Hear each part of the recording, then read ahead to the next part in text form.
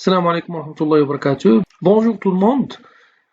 Toujours dans le module fiscalité, concernant le chapitre de l'IS, l'impôt sur les sociétés, je vais procéder à la correction d'un autre exercice dans cette présentation. Cet exercice concerne une société appelée Texla. L'énoncé de cet exercice, vous avez la société Texla, est une société anonyme au capital de 5 millions, intégralement libérée, spécialisée en textile habillement. Elle a été créée en 2010. Sa comptabilité provisoire au titre de l'exercice 2020 a dégagé un résultat bénéficiaire avant impôt de 635 000 dirhams. L'analyse des opérations de cette société vous fait remarquer ce qui suit. Vous avez une première opération qui concerne les ventes de produits finis, 50 000. Le montant a été encaissé, mais les produits sont toujours au magasin. Deuxième opération, vente de marchandises à crédit le 10 août 2020 pour 32 000 dirhams. Le paiement correspondant est prévu le 30 janvier 2021. Troisième, vous avez des arts reçus par la société pour un montant de 30 000. À la fin de l'exercice, le client se dédie. 4. Avances reçues des clients sur des commandes livrées le 36 2020 pour un montant de 56 000. Cinquième, dividende d'un montant de 50 000 versé par une société dans laquelle la société Texla participe à hauteur de 35%. La retenue à la source n'a pas été opérée. Sixième opération, travaux faits par l'entreprise elle-même, évalués pour un coût estimé de 250 000 dirhams. Le prix de revient relatif à ces travaux est de 220 000 dirhams. Septième opération, produit de cession d'une machine 65 000 dirhams. La valeur nette d'amortissement de cette machine acquise en 2015 est de 95 000 dirhams. Opération 8, cautionnement de loyer d'un montant de 120 000 dirhams. Neuvième opération, service après-vente facturé par l'entreprise Texla aux dates de 1/8/2020, couvrant la période de 1/8/2020 au 31/7/2021. Montant 15 000 dirhams payé en espèces. 10. Parmi les produits financiers, on relève 200 000 dirhams d'intérêt brut sur compte bancaire à terme ayant supporté la retenue à la source. 11e opération, achat de pièces de rechange pour un montant de 90 000 dirhams hors taxe. Réalisé le 31/3/2020, la valeur d'origine de la machine entretenue est de 120 000 dirhams TTC. Deuxième opération, des marchandises livrées mais non encore facturées par le fournisseur à la clôture de l'exercice 20 000 dirhams. 13e opération, une avance sur commande de marchandises qui ont été livrées finalement le 30/12/2020 pour 22 000. 14e opération, vous avez des redevances de crédit bail relatives aux voitures du tourisme amorties au taux de 25% par la société de leasing. Vous avez deux voitures, Honda et BMW, prix d'acquisition 200 000 et 500 000, prêt TTC 240 000 600 000, la durée d'utilisation 9 mois et 6 mois pour la deuxième, montant de la location hors taxe c'est 37 500 et 60 000 pour la BMW. 15e opération, location d'une voiture de tourisme pour une période de 9 mois, 80 000 dirhams. Le prix d'acquisition de cette voiture par la société de location est 600 000 dirhams TTC. 16e opération, une prime d'assurance vie souscrite sur la tête d'un de ses dirigeants au profit de la société pour un montant de 30 000 dirhams réglé le 16/1/2020. Ce dirigeant est décédé le 10/6/2020. La compagnie d'assurance a pris l'engagement de payer une indemnité de 700 000 dirhams non comptabilisée, étant rappelé que le total des primes payées jusqu'au fin 2019 s'élève à 300 000 dirhams. 17e opération, la société a décidé d'abandonner une créance de 20 000 dirhams sur un client. Le montant a été comptabilisé dans un compte de charges non courantes. 18. Une redevance de crédit bail d'une machine comptabilisée pour son montant TTC de 54 000. 19e opération, majoration pour paiement tardif des cotisations dues à la Caisse nationale de sécurité sociale, 6 500 dirhams. 20e opération, don versé à une association à but non lucratif, non reconnu du public, 25 000. 21. Des dons octroyés aux offres sociales de l'Office national de l'eau potable, 25 000. 22e opération, des dons versés aux offres sociales des pompiers, 60 000 dirhams. 23. L'un des actionnaires détenant 40% du capital a mis à la disposition de la société une somme de 3 millions de dirhams en compte courant le 1/3/2020. Ce montant a été rémunéré au taux de 6% l'an. Le taux légal autorisé est de 3%. Cet actionnaire a reçu 180 000 dirhams comme intérêt. 24e opération, amende et pénalité de retard pour 10 000 dirhams relative au paiement de l'IR. 25. Pénalité pour retard de livraison à notre client de Jaza, 3 000 dirhams. Liquidation de l'impôt. Donc, pour les besoins de liquidation de l'impôt, on vous communique les informations suivantes. Le capital de la société est égal à 5 millions de dirhams. Le chiffre d'affaires est égal à 24 millions de dirhams TTC. L'état des déficits cumulés par la société au 31/12/2019 est le suivant. Vous avez les années de 2015 jusqu'au 2018, le déficit sur amortissement et le déficit sur exploitation et le total des déficits concernant chaque année.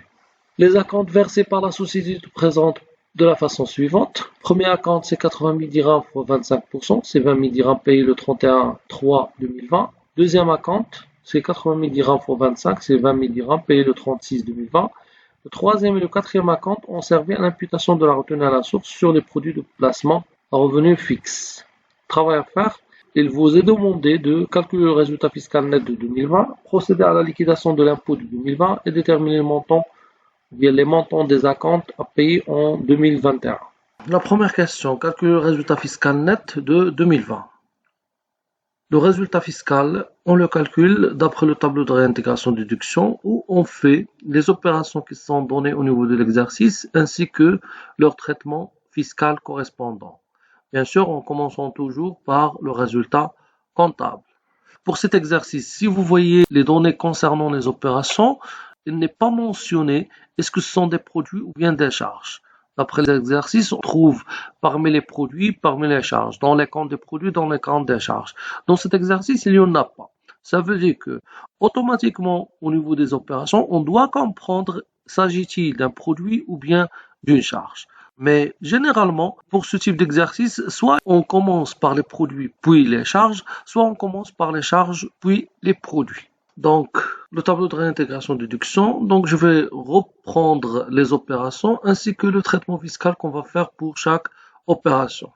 Donc, les opérations comptabilisées, vous avez le premier élément, c'est le résultat comptable. D'après les données de l'exercice, il s'élève à 635 000 dirhams. Puisque c'est un résultat qui est bénéficiaire, on va le faire dans la colonne de la réintégration. La première opération, vous avez vente de produits finis 50 000 dirhams. Le montant a été encaissé, mais les produits sont toujours au magasin. Bien sûr, là, puisqu'on parle de vente, donc il s'agit d'un produit. Dans cet exercice, donc on va commencer par les produits, puis les charges. On sait bien que pour les ventes de produits finis, pour vendre des marchandises, le fait générateur de l'imposition, c'est la livraison. Ça veut dire que si la vente elle est livrée, elle est imposable au niveau de l'année de la livraison. S'il n'est pas livré, elle n'est pas imposable pour les produits finis et pour la vente de marchandises, quelle que soit la date de la facturation ou bien du paiement. Donc, on s'intéresse à la livraison. Donc, ici, vous avez que les produits sont toujours au magasin. Ça veut dire qu'à la fin de 2020, les produits ne sont pas livrés. Donc, c'est un produit non imposable. Donc, on doit déduire le montant de 50 000. Donc, c'est un produit qui est comptabilisé, mais il est non imposable à défaut de livraison. Donc, à déduire 50 000. Deuxième opération, vente de marchandises à crédit le 10/8/2020 pour 32 000. Le paiement correspondant est prévu le 31/2021. Donc, on a dit que la vente est imposable lorsqu'il est livré. La livraison elle est faite au niveau de 10 août 2020.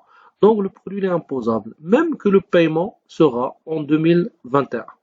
Donc, la livraison est faite, même à défaut de paiement. C'est un produit imposable, rien à signaler. Troisième opération concerne les arts. Donc, les arts ou bien les avances. Des arts reçus par la société pour un montant de 30 000. À la fin de l'exercice, le client se dédie. On sait bien que lorsqu'un client verse un art ou bien une avance sur une opération qui va être faite par l'entreprise, les avances et les arts constituent un élément de passif et non pas un produit définitif, tant que la livraison n'est pas encore faite. Mais lorsque le client renonce à l'opération, ça veut dire qu'il a décidé de ne pas faire l'opération, l'avance ou bien l'art, elle est définitivement reçue par l'entreprise. Ça veut dire qu'il ne peut pas reverser le montant au client. Donc, il constitue ce qu'on appelle un produit non courant, qu'on l'appelle un dédit. Donc, lorsque le client se dédie, ça veut dire qu'il renonce à l'opération, l'art et l'avance, elles deviennent définitivement reçues par l'entreprise, elle va constituer un produit et c'est un produit imposable. Donc, ici, l'art, elle est devenue un produit définitif pour l'entreprise, donc c'est un produit imposable, rien à signaler puisqu'il est comptabilisé parmi les produits. Si le client ne se dédie pas, ça veut dire que le client n'a pas renoncé pour l'opération, donc les arts et les avances constituent toujours un élément de passif, c'est pas un produit, donc à déduire lorsqu'il est comptabilisé parmi les produits. Et c'est le cas dans la quatrième opération, avance reçue des clients sur des commandes livrées le 36/2020 pour un montant de 56 000. tant que les avances ne sont pas des produits définitifs, donc tant que le client n'a pas renoncé pour l'opération, donc les avances sont des éléments du passif, ce n'est pas un produit. Pour dire que c'est un produit imposable ou bien non imposable, ce n'est pas un produit, donc à déduire le montant de 56 000. Cinquième opération, dividende d'un montant de 50 000 versé par une société dans laquelle la société Dexla participe à hauteur de 35%. La retenue à la source n'a pas été opérée. On sait bien que les dividendes parmi les produits financiers bénéficient d'un abattement de 100%. Ça veut dire que ce sont des produits non imposables. Quel que soit le montant, que la retenue à la source est opérée ou non, donc lorsque vous voyez les dividendes, le montant qui est enregistré au niveau des dividendes, on va le faire déduire. Donc à déduire 50 000 puisque c'est le montant qui est comptabilisé parmi les dividendes. Sixième opération, vous avez les travaux faits par l'entreprise elle-même, évalués pour un coût estimé à 250 000 dirhams. Le prix de revient relatif à ces travaux est de 220 000 dirhams. Pour les travaux ou bien les immobilisations produites par l'entreprise elle-même, ainsi que l'évaluation de stock, se fait par le coût de revient et non pas le prix de vente ou bien le prix de marché. Donc ici, le coût de revient ou bien le prix de revient de ces travaux est de 220 000. Au niveau de la comptabilité, ils sont enregistrés à 250 000. Ça veut dire qu'il y en a une surestimation de ce coût. Donc, les immobilisations produites par l'entreprise elle-même ou bien les travaux faits par l'entreprise elle-même doivent être évalués au coût de revient. Donc, ici, il y en a une surestimation du coût, donc à déduire la différence. 250 000 moins 220 000, 30 000 à déduire. Septième opération, vous avez produit de cession d'une machine, 65 000. La valeur nette d'amortissement de cette machine acquise en 2015 est de 95 000.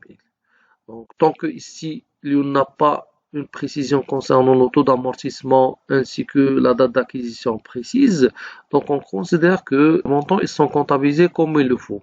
Donc, le produit de cession est un produit imposable, rien à signaler, et la VNA, c'est une charge déductible, rien à signaler. Si on vous donne la date précise de l'acquisition ainsi que le taux d'amortissement, on doit faire un calcul pour savoir est-ce que la VNA est juste.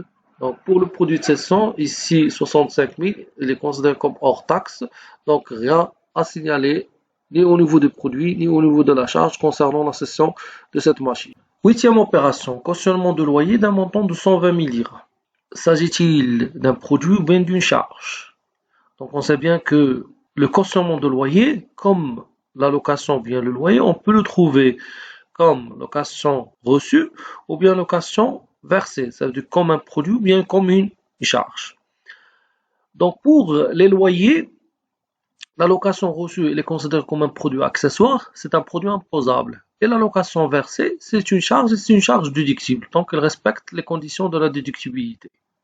Pour les cautionnements, la cautionnement, donc c'est comme une garantie donnée pour la location. Donc, c'est pas une location elle-même, mais c'est juste un élément où on va garantir cette location. Donc, les garanties, les cautionnements et les cautions, donc ce sont des éléments du bilan et non pas des produits ou bien des charges parce que ce ne sont ni des produits définitifs ni des charges définitives. Ici, cautionnement de loyer d'un montant de 120 000, comment je vais le comprendre? Est-ce que c'est parmi les produits ou bien parmi les charges? Tant que l'exercice a commencé par les produits, donc on n'a pas encore un élément où on a passé vers les charges. Donc, on va le considérer comme il est enregistré au niveau des produits. Et s'il est enregistré parmi les produits, donc ce n'est pas même un produit pour dire que c'est un produit imposable ou bien non imposable. Donc, tant qu'il est enregistré parmi les produits et c'est un élément du passif, on va le déduire. Le montant de 120 000 dirhams.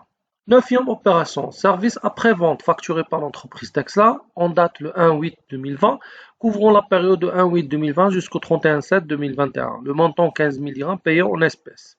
Est-ce que c'est un produit ou bien c'est une charge? Donc, tant qu'on a service d'après-vente facturé par l'entreprise, on sait bien que l'entreprise, lorsqu'elle facture des opérations, ces opérations constituent des produits. Lorsqu'elle reçoit les factures, donc, elle reçoit d'un fournisseur. Donc, il s'agit d'une charge. Donc, ici, il y en a deux éléments. Le premier, c'est que le montant, il est payé en espèces.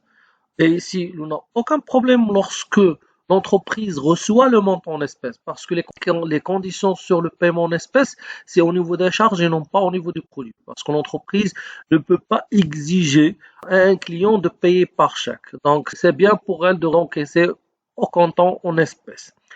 Donc, le problème de l'espèce ne se pose pas ici. Mais il y en a un service après-vente qui couvre une période, le 1/8/2020 jusqu'au 31/7/2021. Donc, puisque c'est un produit qui est encaissé sur une période de 12 mois, donc 8/2020 jusqu'au 7/2021. Donc, ce produit, il couvre 12 mois, 5 mois de 2020 et 7 mois de 2021. Donc, la partie qui concerne 2020, c'est un produit imposable. Rien à signaler puisque l'exercice fiscal ici, c'est 2020. Mais la partie qui concerne 2021, c'est un produit non imposable puisqu'il n'est pas rattaché à l'exercice de 2020. Donc, on doit déduire la partie qui concerne 2021 et c'est relatif aux 7 mois. Donc, vous avez 15 000, le paiement total de services après-vente annuel, fois 7 sur 12, ça donne 8 750. Donc, on va déduire 8 750. Dixième opération, vous avez parmi les produits financiers, on relève 200 000 dirhams d'intérêt brut sur compte bancaire à terme ayant supporté la retenue à la source. On sait bien que les intérêts, ce sont des produits imposables, mais à leur montant brut. Ici, clairement que vous avez 200 000 d'intérêts bruts. Donc, rien à signaler au niveau du tableau. Mais quand même, on doit calculer la retenue à la source. La retenue à la source sur les intérêts, toujours, c'est 20% sur le montant brut. Vous avez 200 000, c'est le montant brut, fois 20%, c'est 40 000. Parce qu'on va l'utiliser au niveau de la liquidation de l'IS. Donc ici, le montant des intérêts, il est enregistré à leur montant brut. Donc rien à signaler au niveau du tableau de réintégration déduction. Onzième opération, achat de pièces de rechange. Ici, puisqu'on parle d'achat, donc on parle des charges. Donc à la 11e opération, on a passé vers les charges. Donc les opérations qui vont suivre, donc ils concernent tous des charges. Achat de pièces de rechange pour un montant de 90 000 dirhams hors taxe réalisé le 31/3/2020. La valeur d'origine de la machine entretenue est de 120 000 dirhams TTC. Donc la pièce de rechange ici est un montant de 90 000 dirhams. Donc le montant de la machine, c'est 120 000 dirhams TTC. Ça veut dire que le montant hors taxe, c'est 100 000 dirhams. Donc si le montant hors taxe, 100 000 dirhams, et le montant de la pièce, c'est 90 000 dirhams, ça veut dire qu'il représente 90% de la valeur de la machine. Donc automatiquement, cette charge, elle va augmenter la valeur de cette machine et elle va prolonger sa durée de vie. Donc ici, la charge, elle doit être immobilisée. C'est une charge non déductible à réintégrer. Donc on va réintégrer 90 000 dirhams. Donc ici, puisqu'on ne respecte pas la condition de l'incident. 12e opération, des marchandises livrées mais non encore facturées par le fournisseur à la clôture de l'exercice 20 000 dirhams. Donc ici, est-ce que c'est une charge ou bien c'est un produit? Donc vous avez des marchandises livrées mais non encore facturées par le fournisseur. Il s'agit d'un achat, il s'agit d'une charge. Donc ici, des marchandises livrées. Donc livrées, ça veut dire que ici automatiquement c'est reçu par l'entreprise. Donc puisque les marchandises sont reçues, donc la charge elle est déductible, rien à signaler au niveau du tableau. 13e opération, une avance sur commande de marchandises qui ont été livrées finalement le 30/12/2020 pour 22 000. Donc concernant les avances et les arts, au niveau des produits, ce sont des produits non imposables. Et au niveau des charges, ce sont des charges non déductibles parce que ce sont des éléments de l'actif. Donc, avance versée, c'est un élément de l'actif. Fournisseur, avance et acompte. Donc, ce ne sont pas des charges, donc à réintégrer le montant de 22 000. L'opération 14, des redevances de crédit bail relatives aux voitures de tourisme amorties au taux de 25% par la société de leasing. Vous avez deux voitures, une voiture Honda et une voiture BMW. Vous avez le prix d'acquisition hors taxe et TTC, la durée d'utilisation, le montant de la location. Concernant ces opérations, premièrement, on va négliger le taux d'amortissement appliqué par la société de leasing parce que notre société, il paye le montant de la location. Il ne constate pas l'amortissement de ses voitures. Donc, 25%, on ne va pas l'utiliser. Donc, ce qui nous intéresse au niveau des redevances crédit bail concernant les voitures de tourisme, il nous concerne la durée d'utilisation et il concerne le prix d'acquisition hors taxe. Donc, la durée d'utilisation, s'il est inférieur à 3 mois, ça veut dire qu'on va faire rien à signaler. Donc, la redevance, elle est déductible. Mais s'il est supérieur à 3 mois, qu'est-ce qu'on va faire? On va s'intéresser au prix d'acquisition. Si le prix d'acquisition hors taxe, je répète, hors taxe, si le prix d'acquisition hors taxe il est supérieur à 300 000 dirhams, donc on va faire un traitement. S'il est inférieur à 300 000 dirhams, on va rien faire. Dans ce cas, vous avez la voiture Honda, le prix d'acquisition hors taxe est de 100 000 dirhams. Donc, il est inférieur à 300 000 dirhams. Donc, rien à signaler au niveau de la voiture Honda. Mais pour la voiture BMW, donc vous avez le prix d'acquisition, c'est 500 000 dirhams hors taxe. Donc, il est supérieur à 300 000 dirhams. Donc, il y aura un traitement fiscal. Donc, pour la voiture Honda, tant que la valeur de la voiture qui est de 200 000 dirhams ne dépasse pas 300 000 dirhams, donc rien à signaler. Mais pour la voiture BMW, donc, qu'est-ce qu'on va faire? On va négliger le montant de la redevance, mais on va prendre juste la partie qui concerne l'amortissement. Donc, on va faire une dotation présumée chez la société de leasing. Donc, on va prendre le montant hors taxe, qui est de 500 000, fois 20%. Donc, j'ai dit qu'on ne va pas s'intéresser aux 25% de taux pratiqués par la société de leasing. Donc, c'est relatif à sa comptabilité. Mais pour la comptabilité de notre entreprise, donc on va prendre le montant hors taxe, on va le multiplier par 20%. Mais puisque le montant de la location, c'est juste 6 mois, donc on va le multiplier par fois 6 sur 12.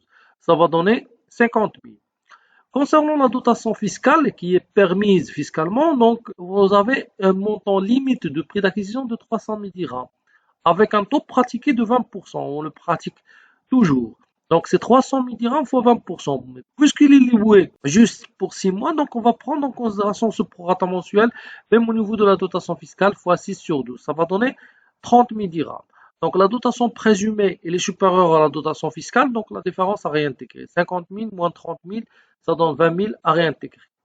Donc, je répète, pour la voiture Honda, on n'a rien fait puisque le prix d'acquisition hors taxe, il est inférieur à 300 000 dirhams. Et pour la BMW, le prix il est supérieur à 300 000 dirhams, donc on va faire un traitement. Encore, on va donc toujours dans les redevances de crédit bail pour les voitures de tourisme, toujours on le calcule d'après le taux de 20%, quel que soit le taux pratiqué par la société de leasing. 15e opération, location d'une voiture de tourisme pour une période de 9 mois, 80 000 dirhams. Le prix d'acquisition de cette voiture par la société de location est 600 000 dirhams TTC. Donc, on va le faire de la même manière que l'opération 14 parce que les redevances crédit bail, ce sont les locations d'une voiture. Donc, c'est le montant de la location. Donc, vous avez la dotation présumée. On va prendre, puisqu'il s'agit d'une location, on va prendre le montant hors taxe. Donc, c'est 600 000, la valeur d'entrée TTC, on va le diviser sur 1,2 pour avoir le montant hors taxe, fois 20%, fois 9 sur 12, puisqu'il est loué pour une période de 9 mois. Ça donne 75 000. La dotation fiscale, c'est limité à 300 000 dirhams, fois 20%, fois 9 sur 12, c'est 45 000 dirhams. Donc, la différence à réintégrer de 30 000 dirhams. L'opération 16, une prime d'assurance vie souscrite sur la tête d'un de ses dirigeants au profit de la société pour un montant de 30 000 dirhams réglé le 16 en 2020. Ce dirigeant est décédé le 10-6-2020. La compagnie d'assurance a pris l'engagement de payer une indemnité de 700 000 dirhams non comptabilisée, étant rappelé que le total des primes payées jusqu'au fin 2019 s'élève à 300 000 dirhams. Donc, pour les primes d'assurance vie, on a dit que par disposition fiscale, la prime n'est pas déductible. C'est une charge non déductible. Donc, il est réglé avant le décès de ce dirigeant. Donc, on va faire à réintégrer 30 000 dirhams. Donc, la prime d'assurance vie est une charge non déductible.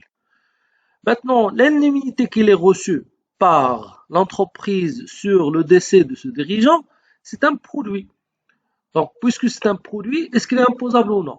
Oui, il est imposable.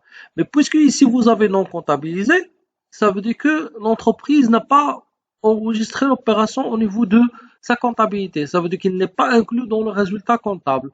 Donc, l'indemnité reçue est un produit imposable. Tant qu'il est non comptabilisé, on va le réintégrer aussi. Donc, tant que c'est un produit imposable non comptabilisé. Bien sûr, le produit de l'indemnité, il est imposable avec déduction des primes qui sont déjà versées. Donc, toutes les primes qui sont déjà versées pour les exercices antérieurs, elles doivent être déduites. Donc, l'indemnité, elle est imposable avec le droit de déduire la somme des primes versées. Donc, vous avez jusqu'au fin 2019, et là, payé des primes de 300 000 dirhams. Et puisqu'on a réintégré les 30 000 de 2020, donc on doit l'ajouter. Donc le total des primes, c'est 300 000 dirhams, plus les 30 000 de 2020, ça donne 330 000. Donc on va le faire au niveau de la déduction. Donc pour cette opération, donc, on va réintégrer la prime. L'indemnité ici, on l'a réintégrée. Pourquoi? Parce qu'il est non comptabilisé. Si vous n'avez pas ce terme, Ça veut dire qu'il a pris l'engagement de payer une indemnité 700 000 dirhams. S'il n'a pas mentionné qu'il n'a pas comptabilisé, on va faire rien en signaler au niveau des indemnités tant qu'on va les considérer comme il est comptabilisé. Donc ici, puisqu'ils ne sont pas comptabilisés, on va les réintégrer. Bien sûr, toujours lorsque l'indemnité est un produit imposable, donc on va déduire le montant des primes qui sont déjà versées depuis le contrat de cette assurance vie jusqu'au le décès. Opération 17, la société a décidé d'abandonner une créance de 20 000 dirhams sur un client. Le montant a été comptabilisé dans le compte des charges non courantes. Donc l'abandon des créances, ou bien les créances devenaient irrécouvrables, ou bien perte sur créance irrécouvrable, donc ils ne sont déductibles que après poursuite judiciaire. Donc tant qu'il n'y a pas de poursuite judiciaire, l'abandon des créances, ou bien la perte sur créance irrécouvrable, ou bien créance devenue irrécouvrable, il n'est pas déductible. Donc tant qu'il n'y a pas de poursuite judiciaire, l'abandon de créance est une charge non déductible, donc on va réintégrer 20 000. Opération 18, une redevance de crédit bail d'une machine comptabilisée pour son montant TTC à 54 000. Donc encore, vous avez ici une machine qui est louée par l'entreprise et elle paye une redevance de crédit bail. Donc les redevances de crédit bail doivent être enregistrées en hors taxe, sauf pour les voitures de tourisme. La redevance pour voiture de tourisme, elle est comptabilisée en TTC et rien à signaler parce que la TVA elle est non récupérable. À part les voitures de tourisme, donc la TVA elle est récupérable, donc la charge doit être enregistrée en hors taxe. Donc s'il est enregistré en TTC, on doit réintégrer le montant de la TVA. Donc ici la charge doit être en hors taxe, tant que la TVA elle est récupérable, à réintégrer la TVA. Donc c'est 54 000 sur 1,2 pour hors taxe, fois 20%, que le taux normal de la TVA c'est 9 000. Donc 9 000 à réintégrer. Opération 19, majoration pour paiement tardif des cotisations dues à la Caisse nationale de sécurité sociale, donc 6 500. Il s'agit d'une infraction réglementaire, donc c'est un paiement tardif des cotisations sociales. Donc c'est une charge non déductible, donc on va réintégrer le montant de la majoration de 6 500. Opération 20, vous avez des dons versés à une association à but non lucratif, non reconnu du public, 25 000 dirhams. Pour les dons, donc on a dit qu'il y en a 3 types. Les dons pour les associations reconnues d'utilité publique, rien à signaler quel que soit le montant. Pour les œuvres sociales, elles sont déductibles avec un plafond de 2 pour 1000 du chiffre d'affaires hors taxe. Pour les autres, ils ne sont pas déductibles. Donc ici, vous avez une association à but non lucratif, non reconnue d'utilité publique, donc le montant à réintégrer de 25 000 dirhams. Opération 21, des dons octroyés aux offres sociales de l'Office national de l'eau potable, 25 000 dirhams. Donc ici, vous avez les dons qui sont octroyés aux offres sociales, soit de l'entreprise, soit des autres entreprises, ou bien des autres établissements. Donc vous avez un plafond de 2 pour 1000 du chiffre d'affaires hors taxe. Donc ici, vous avez le montant du don, c'est 25 000 dirhams. Donc la limite de 2 pour 1000 du chiffre d'affaires hors taxe, c'est 24 millions. Donc, puisque d'après les données de l'exercice, vous avez un chiffre d'affaires TTC, donc on va le diviser sur 1,2 pour avoir le chiffre d'affaires hors taxe, fois 2 pour 1000, ça veut dire que 2 sur 1000, ça va donner 40 000. Donc le montant de don est inférieur à la limite, donc rien à signaler au niveau de cette opération. Opération 22, des dons versés aux offres sociales des pompiers, 60 000. Donc c'est la même chose que l'opération 21, on va calculer la limite. C'est 24 millions sur 1,2 fois 2 pour 1000, ça donne 40 000. Donc le montant de don, 60 000, elle dépasse le plafond, elle dépasse la limite. Par quel montant? Par 20 000. Donc 60 000 moins 40 000, ça donne 20 000, donc 20 000 à réintégrer. Donc elle dépasse la limite octroyée aux offres sociales qui est de 2 pour 1000 du chiffre d'affaires hors taxe. L'opération 23. L'un des actionnaires détenant 40% du capital a mis à la disposition de la société une somme de 3 millions de dirhams en compte courant le 1-3-2020. Ce montant a été rémunéré au taux de 6% pour l'année. Le taux légal autorisé est de 3%. Cet actionnaire a reçu 180 000 dirhams comme intérêt. Pour cette opération, on sait bien que c'est les intérêts servis aux associés. On a bien dit que pour les conditions de la déductibilité, vous avez une condition, c'est que le capital doit être entièrement libéré. Deux limites, c'est que le compte courant ne doit pas dépasser la part de capital et l'auto rémunéré ne doit pas dépasser l'auto fixé par l'administration fiscale ou le ministère des Finances. Donc ici, vous avez que un des actionnaires qui détient 40% du capital, il a mis à la disposition de l'associé une somme de 3 millions, c'est le montant de compte courant, depuis le 1-3-2020. Donc puisqu'on calcule 2020, donc on doit le prendre en considération. Ce montant a été rémunéré au taux de 6% l'année. Le taux légal autorisé, c'est 3%. Cet actionnaire a reçu 180 000 dirhams comme intérêt. Donc ici, on n'a pas besoin de calculer les intérêts servis parce qu'ils sont déjà calculés. C'est 180 000. Qu'est-ce qu'on va faire? Donc vous avez les intérêts servis, c'est 180 000. Le montant de courant, c'est 3 millions. On doit calculer la part de capital. Donc déjà, elle est entièrement libérée d'après les données de l'exercice. Donc il détient 40% du capital, c'est 40% fois 5 millions. 5 millions, c'est le montant du capital. Donc le montant de la part du capital de cet actionnaire, c'est 2 millions de dirhams. Donc puisque le montant du compte courant d'associé dépasse la part du capital par 1 million, donc vous avez les intérêts fiscalement déductibles. On va le calculer juste sur le montant de 2 millions, parce que le montant de compte courant, j'ai dit qu'il dépasse la part de capital, fois 3%. 3%, c'est le taux légal autorisé, fois 10 sur 12. Pourquoi 10 sur 12? Parce que ce compte courant, il a été déposé le 1/3/2020. Ça veut dire que depuis mars jusqu'au décembre, il y a 10 mois. Donc 10 mois sur 12, et le taux, généralement le taux donné, c'est un taux qui est annuel. 2 millions fois 3% fois 10 sur 12, ça donne 50 000. Donc le montant des intérêts services 180 000, le montant du fiscalement déductible 50 000, donc la différence à réintégrer. 180 000 moins 50 000, ça donne 130 000 à réintégrer. L'opération 24, vous avez une amende et pénalité de retard pour 10 000 relative au paiement de l'IR. Lorsqu'il y en a un retard au niveau du paiement des impôts, il y en a ce qu'on appelle des amendes, des pénalités, des majorations. Ces amendes, ces pénalités, ces majorations, ils ne sont pas déductibles puisqu'il s'agit d'une infraction réglementaire ou bien une infraction légale. Donc c'est une charge non déductible à réintégrer le montant des amendes, 10 000. La dernière opération, opération 25, vous avez pénalité pour retard de livraison à notre client de TZ 3 000 dirhams. Donc les pénalités pour retard de livraison, donc, puisque ici il s'agit de pénalités, des majorations ou bien des amendes avec un client, un fournisseur ou bien un concurrent, ils sont déductibles puisqu'il s'agit d'une infraction contractuelle et non pas réglementaire. Donc c'est une charge déductible, rien à signaler au niveau de cette opération. Comme ça, on a terminé les opérations qui sont données par l'exercice. Il suffit de faire le total au niveau de réintégration et de déduction. On aura le total des réintégrations, c'est 1 747 500 et le total des déductions, c'est 644 750. Le résultat fiscal brut, c'est 1 747 500 moins 644 750, ça donne 1 102 750. Par la suite, pour déterminer le résultat fiscal net, on doit prendre en considération la situation des déficits. Vous avez la situation des déficits au niveau de l'entreprise est comme suit. Depuis 2015, 2016, 2017, 2018, le déficit sur amortissement, le déficit sur exploitation, et c'est le total. Puisqu'il y en a la séparation entre les deux, on va traiter tous les deux séparément. Lorsqu'on va retrancher les déficits, on commence toujours par les déficits sur exploitation et on va prendre les 4 dernières années.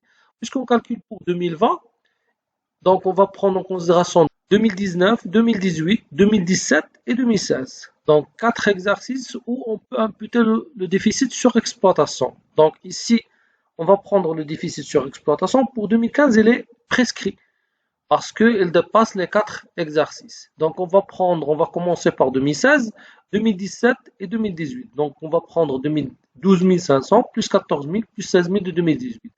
Ici, vous n'avez pas un déficit d'un 2019, donc il se peut que le résultat qui était au niveau de 2019, il a été bénéficiaire et il n'a pas imputé la totalité des déficits. Donc ce qui reste jusqu'au fin 2019, donc c'est le tableau qui est donné au niveau de l'exercice. Donc le déficit sur exploitation, on va prendre les 3, 12 500, 14 000, 16 000. Donc pour la situation des déficits, déficit sur exploitation, on a dit pour 2015 c'est les prescrits, pour 2016 2500, pour 2017 14 000, pour 2018 c'est 16 000. J'ai pris la totalité parce que même avec le total, il peut être imputé par le résultat fiscal brut. Donc total des déficits sur exploitation c'est 42 500. Pour les déficits sur amortissement, donc vous avez depuis 2015 jusqu'au 2018, donc je vais prendre la totalité puisque au niveau du déficit sur amortissement, il n'est pas limité au niveau du temps. Donc 10 000 plus 20 000 plus 36 500 plus 24 000. Le déficit sur amortissement, le total c'est 90 500. Donc puisque le résultat fiscal brut, il peut imputer le total des déficits, donc j'aurai un résultat fiscal net égale 1 102 750 moins 42 500 de déficit sur exploitation, moins 90 500 qui est le déficit sur amortissement, ou bien l'amortissement déféré. Donc ça donne un résultat fiscal net de 969 750. Après la détermination du résultat fiscal net, on passe à la deuxième question, procéder à la liquidation de l'impôt dû du 2020. Donc, on va déterminer l'impôt dû d'abord. Donc, pour déterminer l'impôt dû, on doit calculer l'IS. L'IS, puisque vous avez le résultat fiscal net, c'est 969 750. L'IS sera 960 750 fois 20% moins 30 000. Ça donne 163 950. Donc, puisque le résultat il est inférieur à 1 million, donc le taux c'est 20% et la somme à déduire c'est 30 000. Pour le calcul de la CM, donc on calcule d'abord la base. Donc la base de la CM, vous avez, c'est le chiffre d'affaires plus les produits financiers plus les indemnités aidants. Normalement, on prend les données de l'exercice concernant les produits et on va voir est-ce qu'ils sont inclus au niveau de la base de la CM ou non. Vous avez le chiffre d'affaires égal à 24 millions dirhams TTC. Donc on sait bien que la base de la CM, il inclut le chiffre d'affaires qui est hors taxe. Donc c'est pour ça que on doit diviser 24 millions sur 1,2 pour avoir un chiffre d'affaires hors taxe. On passe vers les autres produits. Donc pour les ventes de produits, il est inclus dans le chiffre d'affaires. La même chose pour la deuxième. Les arts reçus, donc ce sont des produits non courants. Ils sont inclus au niveau de la base. Donc on doit ajouter 30 000. Les avances, ce ne sont pas des produits. Les dividendes, même que ce sont des produits financiers, ils ne sont pas inclus au niveau de la base de la SAM. Les travaux faits par l'entreprise elle-même aussi, ils ne sont pas inclus au niveau de la base de la SAM. Les produits de cession aussi sont exclus de la base de la SAM. Ça veut dire que bon, les trois au niveau qui sont des produits et qui ne sont pas inclus dans la base de la SAM, les dividendes, les travaux faits par l'entreprise et les produits de cession. Encore, vous avez les cautionnements, ce ne sont pas des produits. Les services aussi, ils sont inclus dans le chiffre d'affaires. Vous avez parmi les produits financiers, on relève de 100 000 d'intérêts. Donc les intérêts bruts, ils rentrent dans la base de la CM. Aussi, il y en a un autre produit qui est inclus parmi les opérations d'acharge. Vous avez la question de l'indemnité qui est reçue à cause du décès de dirigeants de 700 000 dirhams. Donc c'est un produit non courant. Elle est inclus dans la base de la CM. Pour récapituler, les éléments qui ne sont pas inclus au niveau de la base de la CM sont la variation de stock, les immobilisations produites par l'entreprise elle-même et les travaux faits par l'entreprise elle-même, les reprises et les transferts de charges et les produits de cession des immobilisations. Donc ces éléments ils ne sont pas inclus au niveau de la base de la CM. Donc on aura la base de la CM et un chiffre d'affaires hors taxe, c'est 24 millions sur 1,2 plus 30 000 des arts qui sont reçus définitivement, les 200 000 pour les produits qui sont financiers, donc les intérêts bruts, plus vous avez une indemnité sur le décès du client qui est inclus parmi les charges, parmi les primes d'assurance. Mais c'est un produit, donc on parle des indemnités.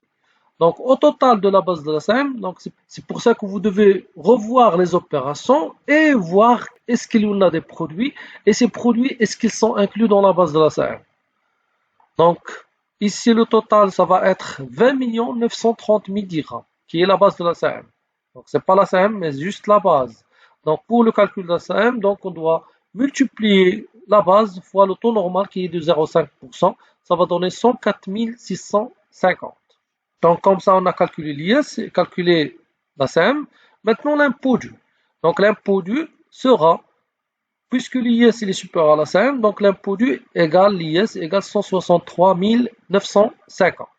Donc là, c'est l'impôt dû. Une remarque ici, c'est qu'il y en a une retenue à la source de 40 000 sur les intérêts de l'opération 10. Donc cette retenue à la source, normalement, on doit la retrancher de l'IS avant de faire la comparaison. Mais puisque cette retenue à la source elle a été imputée par le non-paiement du troisième et quatrième acompte, donc, autrement dit, l'entreprise a récupéré le montant de 40 000 lorsqu'il n'a pas versé le troisième et le quatrième acompte. Donc, pour cette raison, on n'a pas retranché la retenue à la source de l'IS. Donc, on a pris que l'IS est 163 950. Donc, on passe À la régularisation, donc, puisqu'on a calculé l'impôt dû, maintenant au niveau de la régularisation, vous avez l'impôt dû, c'est 163 950. Et la somme des acomptes, c'est 20 000 fois 4, c'est 80 000 dirhams. Pourquoi 20 000 fois 4? Parce que on a supposé qu'il a versé le premier acompte de 20 000, le deuxième acompte de 20 000, le troisième acompte, il a juste récupéré la retenue à la source qui est déjà payée. Ça veut dire qu'il a imputé la retenue à la source. Le quatrième acompte, la même chose. Donc, même que les deux derniers acomptes ne sont pas versés effectivement, mais ce non-versement est dû juste à l'imputation de la retenue à la source. Donc, vous avez toujours que l'imputation vaut paiement. Ça veut dire que lorsqu'on impute un montant, c'est comme on considère qu'on l'a payé effectivement. Donc, la question de la récupération de la retenue à la source, elle a été récupérée non pas au niveau de l'IS, mais au niveau des acomptes de l'exercice, par le non-paiement de troisième et de quatrième acompte. Donc ici, on a considéré qu'il a été payé. C'est pour ça qu'on ne l'a pas retranché au niveau de l'IS. Donc, vous avez l'impôt du 163 950 et les acomptes versés, c'est 80 000, puisque les 4 acomptes versés, 20 000 fois 4, c'est 80 000. Donc, l'IS dû, il est supérieur au montant des acomptes. Donc, il y a un complément de paiement de 163 950 moins 80 000, ça donne 83 950 à payer au plus tard le 31/3/2021. Si je veux procéder d'une autre manière, donc on prend en considération la question de retenue à la source. Donc vous aurez l'IS 163 950 et la retenue à la source c'est 40 000. Donc on aura un IS moins la retenue à la source c'est 163 950 moins 40 000 c'est 123 950. La CM c'est 104 750 donc l'impôt dû c'est 123 950. Pour les acomptes, on va considérer que juste le premier et le deuxième qui ont été versés. Donc c'est 20 000 fois 2, c'est 40 000, puisque le troisième et le quatrième, il n'a pas été versé. Donc l'IS2, combien elle sera? Elle sera 123 000 et les acomptes versés, c'est 40 000. Donc il y en a un complément de paiement de 123 950 moins 40 000, c'est 83 950. Et j'aurai le même complément de paiement. Ici, j'ai considéré que la retenue à la source, elle a été faite. Donc je dois la retrancher de l'IS. Donc, pour avoir un impôt de 123 950, et pour les acomptes, on a considéré qu'il a versé effectivement juste le premier et le deuxième acompte de 20 000 chacun, donc ça donne 40 000. Donc, le complément, bien sûr, il aura le même montant, 83 950. La dernière question, déterminer les montants des acomptes à payer en 2021. Bon, pour le montant des acomptes à payer pendant un exercice, on doit procéder de la manière que on va déterminer d'abord l'exercice de référence, c'est l'exercice précédent. Donc ici, c'est 2020. On va prendre le résultat fiscal net et la base de la CM de l'exercice. Donc on aura le résultat fiscal net, c'est 969 750. Ça va donner un IS de 969 750 fois 20% moins 30 000, ça donne 163 950. La base de la CM, c'est 20 930 000. Donc ça sera un CM de 104 650. Donc au niveau de la compte, on va prendre le plus élevé de l'IS et de la CM.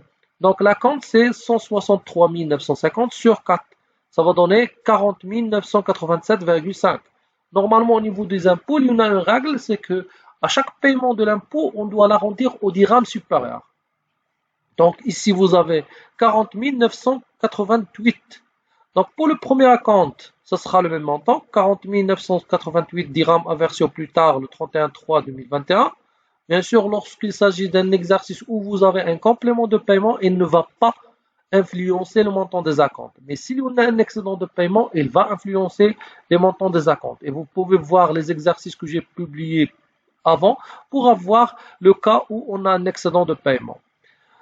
Deuxième acompte, c'est le même montant, mais au plus tard, à verser au plus tard le 36/2021. Troisième acompte, 40 988, à verser au plus tard le 39/2021. Et le dernier acompte, c'est 40 988, à verser au plus tard 31/12/2021. Comme ça, l'exercice arrive à sa fin. À l'exercice prochain, Inch'Allah. Bon courage et à bientôt.